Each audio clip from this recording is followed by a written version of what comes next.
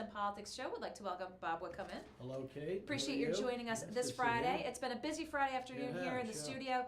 2 o'clock we had Olivia King in the Alex and Ani Lounge. Molly had a Food Friday, oysters and allergen-free Zeppelis and cookies and goodies from A&J Bakery. But now to news and politics. That's the great thing about coming over here, a lot of free food. not the usual intravenous feeding that I'm used to. There's some goodies in the green room that we'll get to later, but I'm glad you're here, Bob, because there's a lot going on. And from your former Providence Journal days, I do have to ask you about the story that GoLocal did this week.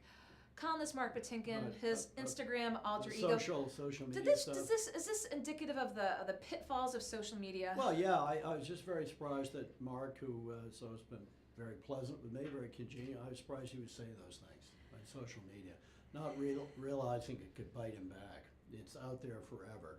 I know they took the stuff down, but somewhere in the inner recesses in the Carlsbad caverns of the internet, that stuff is there. I don't know why he would say those things. And I don't understand why somebody so old, almost as old as me, if that is biologically possible, would try to sound hip, if that's the word, you know, well, like a slightly obscene 23-year-old. I'm mystified. Doesn't sound like the Mark Patinkin I've spoken with. We'll see what happens moving forward. I don't get it. I thought the Projo's approach to it was very strange. First of all, he was defended by the editor, and then the publisher felt compelled the next day to apologize for it without mentioning the name.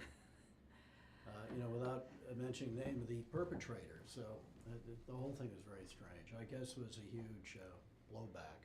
Well, again, I have talked with other folks as well who had mentioned people who work with youth, especially Pilar McLeod with the Providence NAACP youth branch and others as well, talked about how kids are warned at a young age to be careful about what they say, especially as they apply to college and jobs. I mean, he's been a columnist since the mid-1980s, I'm sorry, 1880s maybe.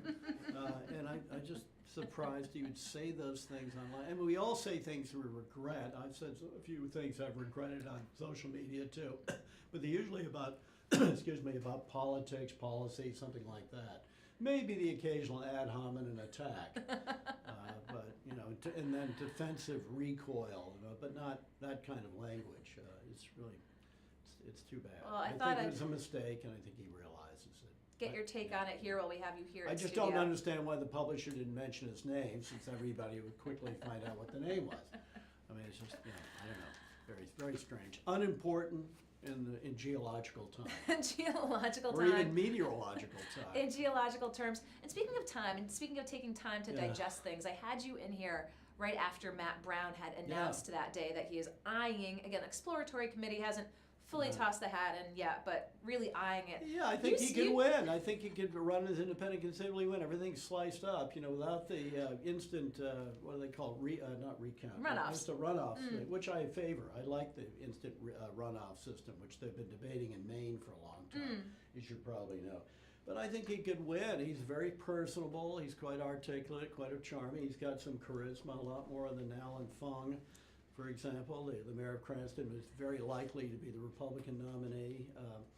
And the governor's charisma comes out in small groups, but not in front of large ones. So you think Matt could I think he could do it. Yeah, I mean, it's been a long time since he was in state general office. He was in Washington for a long time. He's been back in the old country, so to speak, for 4 or 5 years. But he's got his ear to the ground. He's got friends all over the state. I think he could probably raise some money, and I actually think he could win as an independent. Everything is so sliced up that the Tea Party people will go that way.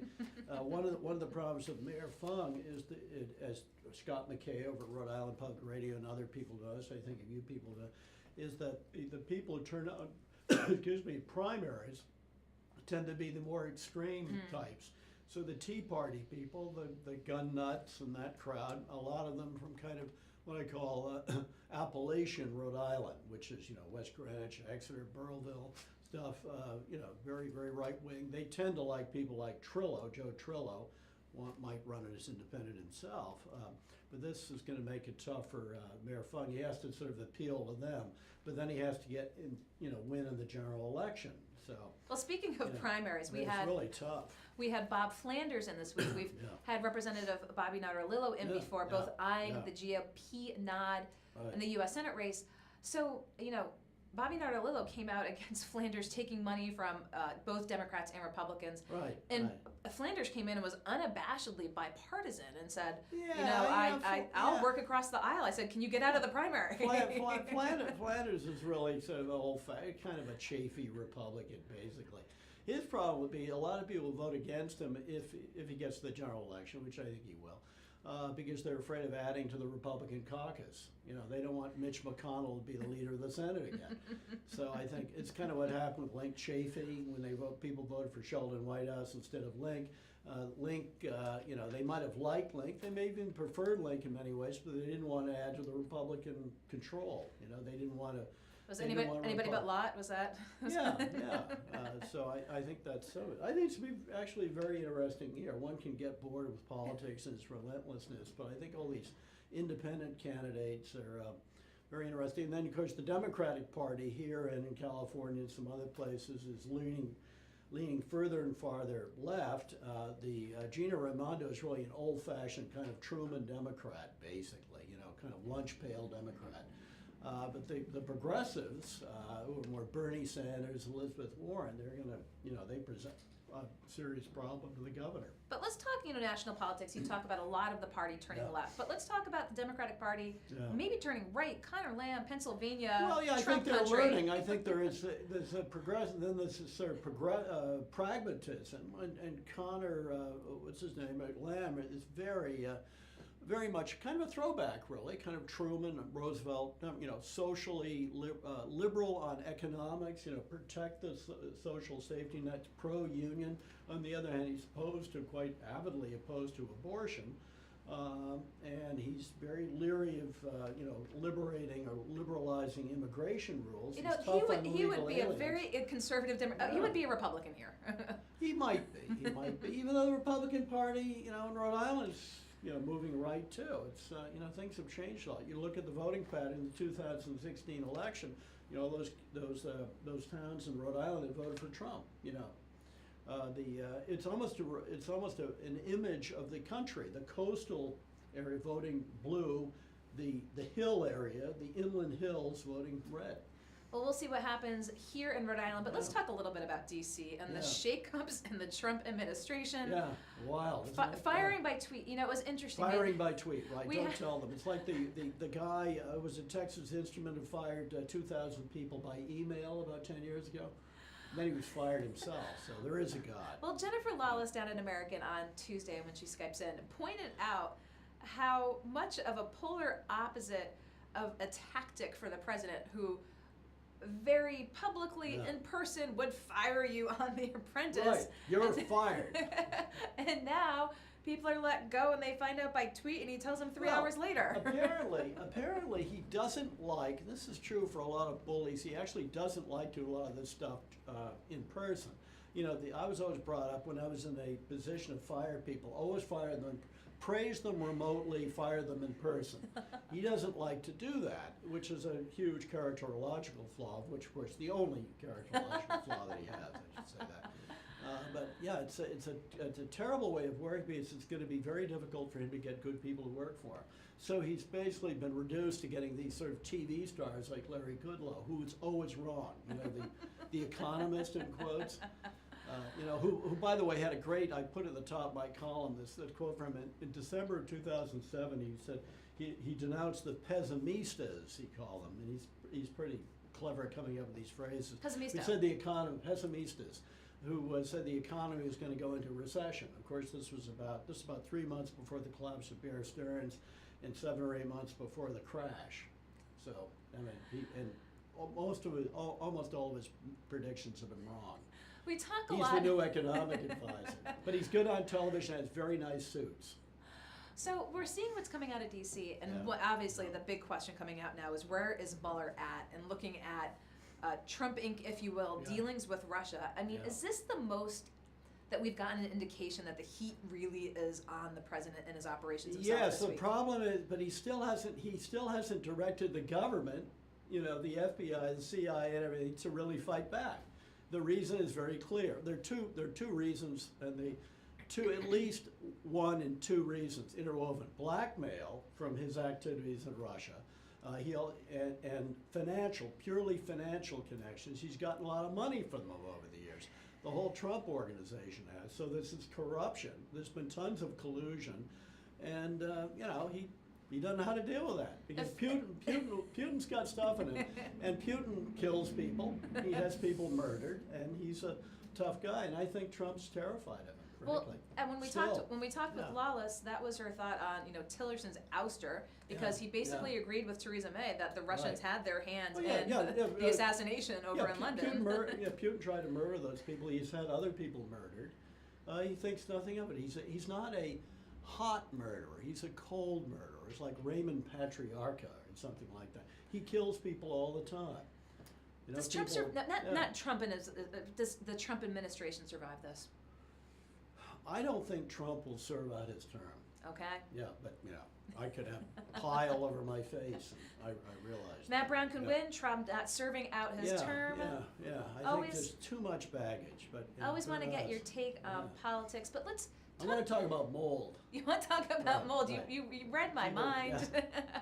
One of the big stories that GoLocal has been continuing to work on here is allegations by residents who have lived in Brady Sullivan properties. These are renovated mills. Beautiful brick and stone mill buildings. And there's a number around, both Rhode Island, Brady Sullivan has been under scrutiny and duress in other states around New England. This is nothing new for the company. It's amazing. I was just reviewing it before we went on the air. It's all over the place. The question is, why is he still running a business? What's going on so here? Here's my question to you is the state involvement. Right now it's going through sort of legal channels. We had a doctor in here who said that he had spoken with a number of the patients. Of course, Brady Sullivan is fighting back. But take the example of the Hope Artiste Village. A number of tenants had been upset the one in Pawtucket. A very popular place. That they were upset with the way things had transpired between them and Lance Robbins. Right. The state came in, intervened, and said, we're going to put a legal team in place that can address any of these complaints that might come to bear. Right. But where's the state in all of this? These are residents. Well, I think the state, especially given how much property he has and given his record all over New England, the state should come right in and frankly get him out of here. He should not be a developer in this state. He shouldn't be a developer anywhere. I looked up on the record and the background. I mean, there are EPA stuff. There was a lead poisoning problem in one of them. I mean, just one thing after another. Now, he is based in New Hampshire. I don't know. Do we have extradition? I don't know. Well, he does get historic tax credits. He's not getting anything from Commerce at this point. So the same structure that was put in place for Lance Robbins. But that is a state program. That is a state program. The question is, should he have it? And then you get into the quandary. I mean, you want these buildings to be saved. They're beautiful. They're structurally sound. So what's the back and forth between the health risk and the natural desire to save these buildings? And we need more housing in this state. We need more affordable housing. This is very, very difficult. But looking at his record, not only here, but all over New England, I don't think people should be doing business with him. We'll see what happens moving forward. We just I'm not reported that going to rent today. a studio apartment over there, I'll tell you that much. Do you have your cheat sheet? Do we know what we can expect this weekend? Yeah, I talk about Connor Lamb, sort of a lunch, kind of the return of the Truman Democrat, the old-fashioned Truman Democrat. I love Trump blocking the effort by Broadcom, which is the Singapore company, by Qualcomm, because you got to protect this intellectual property. There are national security implications if we let a foreign company buy Qualcomm, who's very big in mobile networks. They're with military applications, other national security operations, and we don't want the Chinese getting in that. Yeah, this is a Singapore company. Broadmoor is a Singapore company.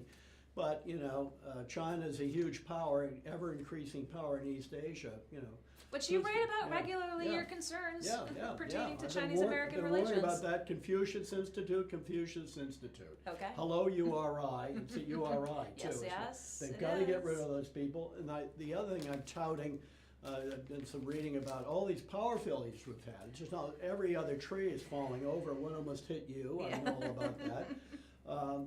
We need more microgrids, so these sort of autonomous, small area electric grid, so they, to reduce the, how do I put, the extent of, Yes. outages. We really need that. We obviously need more alternative energy, so we aren't as dependent upon the grid. But on the happy note of the energy, we've got these gigantic windmills, which I hope are not blown down in the next storm over near the central landfill, 560 feet high. I think this is great. We're gonna, we're showing locally produced energy. It doesn't make us so dependent upon the very heavily strained gas pipeline system. But this energy outage problem, it just seems to get worse and worse and worse. And so we need to restructure the grid. Well, we'll see. We're Yeah. keeping an eye next week. Yeah. Hopefully we don't get hit with Can I another add one. one other thing? One So other I thing. mentioned, I'm pretty, having been an immigrant in a sense in another country for a while myself, I'm very sympathetic. But you cannot have cities and states making up their own immigration law, which California keeps trying to do. I mean, California's got 40 million people, lots of illegal aliens. You can understand why they would do that. But I think, I just think we've got to be very leery of that. If you don't like the immigration laws, vote for somebody to go to Congress to change them. Well, is the way it you a want factor them. of the void that we're seeing of Yeah. leadership in Paralysis, DC I of think. that Paralysis, they're yeah. saying, well, we're going to try to. Yeah, nothing's happened. You need what the French call changement de regime. One party or the other should have sort of overwhelming control of Congress, then actually pass a law, which would be very unusual. and this Unusual. and Yeah. this day and age, absolutely. Before I Yeah. let you go, Bob, you were right, Duke, tomorrow. Who's Yeah. going to win? You're right. Okay, go You're Rams. right. My psychiatrist told me to say that. We'll be right back here actually talking about the URI Duke game with Ben Kinch, WRIU's play-by-play man. Don't go anywhere. We'll be right back. That's why